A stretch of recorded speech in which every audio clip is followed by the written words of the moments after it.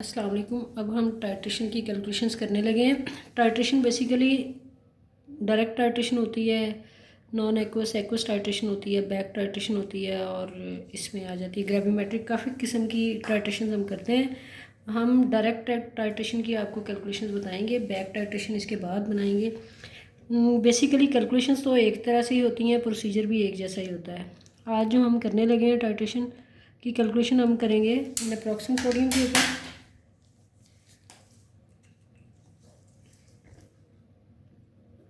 Naproxen sodium naproxen पे कर लेते हैं। हम नेप्रोक्सन पे टाइट्रेशन का प्रोसीजर देखेंगे एज़ पर बीपी। पहले तो आपको पता होना चाहिए कि आपका टाइट्रेंट जो आप ब्यूरेट में लेते हैं, ये ब्यूरेट है आपकी। ब्यूरेट में जो आप लेते हैं ये आपका होता है टाइट्रेंट, और टाइटर होता है जो आप अपनी टाइट्रेशन फ्लास्क में लेते हैं। टाइट्रेशन फ्लास्क में जो लेंगे ये आपका टाइटर होगा।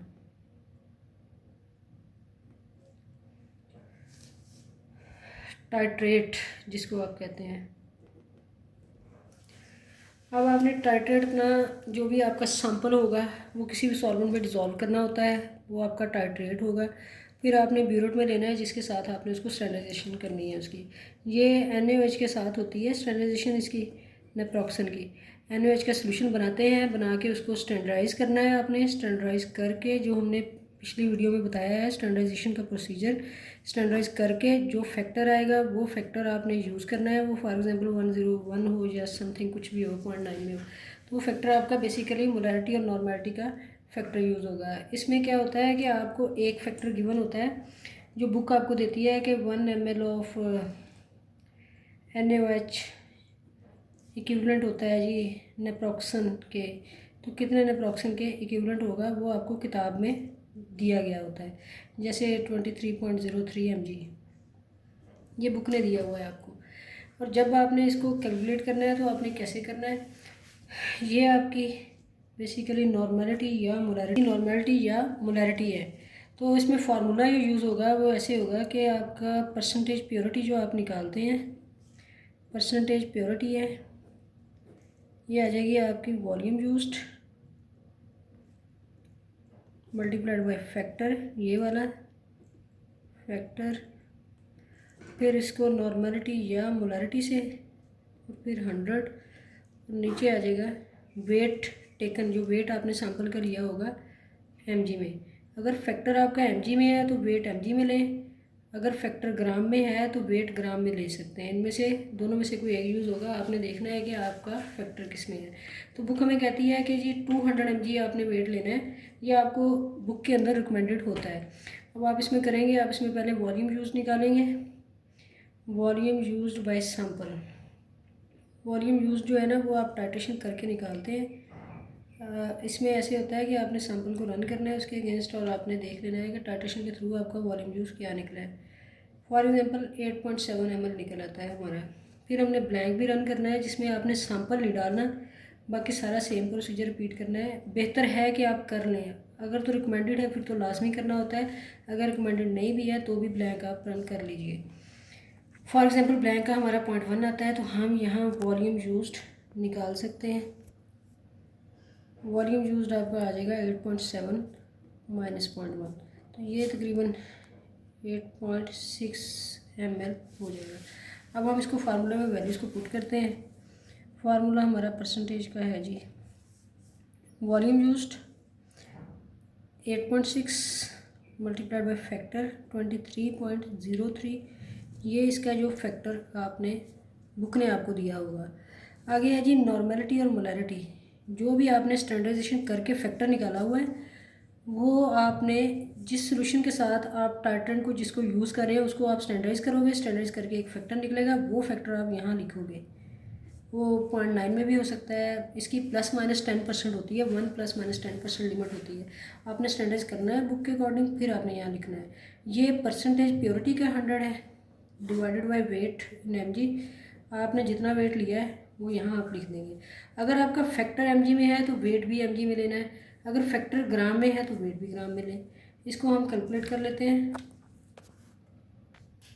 हम इसको कैलकुलेट करेंगे 8.6 multiplied bye 23.03 multiplied by 1.001 multiplied by 100 divided by 2.1।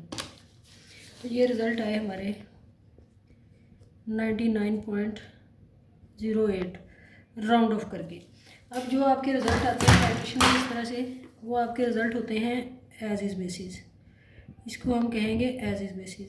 अब आपने एज इज़ बेसिस से तो ये रिज़ल्ट आ चुके हैं। अब आपने इसको बुक के अकॉर्डिंग कैसे निकालना है। आपके पास रिज़ल्ट आए 99.08% एज इज़ बेसिस। आप क्या करेंगे, अब आपने इसको बुक के मुताबिक ऑन राइट बेसिस या ऑन अनहेड्रेस बेसिस निकालने हैं। बुक आपको देती है एलओडी देगी या वाटर कंटेंट देगी, कुछ ना कुछ उसने आपको दिया होगा।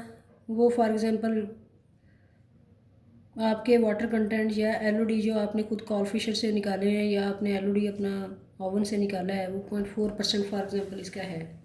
अब हमने निकालने हैं कि हमारे अगर तो एलओडी है फिर आप इसको कहेंगे ऑन ड्राइड बेसिस, और अगर वाटर कंटेंट है फिर आप इसको बोलेंगे ऑन एनहाइड्रस बेसिस।